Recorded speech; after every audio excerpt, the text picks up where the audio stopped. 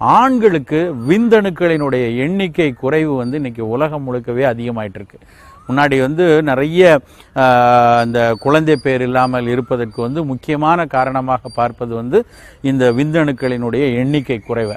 இந்த விந்தணுக்களின் எண்ணிக்கை குறைவை மேம்படுத்தி அந்த அணுக்களினுடைய எண்ணிக்கையும் உயர்த்தி அந்த அணுக்கள் நல்ல சீராக இயங்குவதற்கும் பயன் தருவதற்கு மாதுளை பழம் பயன்படுகிறது அப்படிங்கிற அறிவியல் உண்மையை வந்து சீன மருத்துவர்கள் வந்து உறுதிப்படுத்தியிருக்காங்க.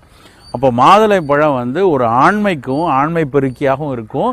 ஆண்களினுடைய விந்தணுக்களை உயர்த்தி குழந்தை பேரின்மைக்கு ஒருவேளை வந்து ஆண்களுடைய விந்தணுக்கள் குறைவு ஒரு காரணமாக இருந்ததுன்னா மாதுளை பழத்தை தொடர்ந்து சாப்பிட்டுட்டு வந்தோம்னா இயல்பாகவே விந்தணுக்கள் உயர்வு ஏற்படும். அந்த வகையில் ஒரு விந்தணுக்கள் உயர்வை ஏற்படுத்துவதற்கு ஒரு மருந்தாக பயன்படுது.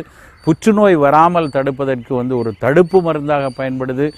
இரும்பு சத்து குறைவு இருக்கும் பொழுது இரும்பை தரும் ஒரு சப்ளிமெண்ட்டாக ஃபுட் சப்ளிமெண்ட்டாக பயன்படுவதற்கு மாதுளை பயன்படுது. அந்த அளவுக்கு மாதுளை ஒரு மிகச்சிறந்த மருந்து. இது எல்லாத்த விட ரொம்ப ரொம்ப முக்கியமான விஷயம், கருத்தரித்த பெண்ணுக்கு அதுவும் பாலூட்டும் தாய்மார்களுக்கு எந்த உணவு கொடுத்தாலும் ரொம்ப யோசித்து கரெக்டாக நல்லதான் பார்த்து கொடுப்பாங்க. அந்த கருத்தரித்த தாய்க்கு ரொம்ப ரொம்ப முக்கியமான ஒரு உணவாக பழமாக சொல்லப்படுவது மாதுளை.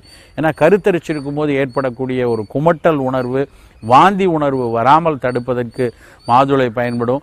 கருத்தரிப்பு காலத்திலையும் பாலூட்டும் காலத்திலையும் இரும்பு சத்து இயல்பாக குறையும். அந்த இரும்பு சத்தை கொடுப்பதற்கு இந்த மாதுளை பழம் பயன்படும்.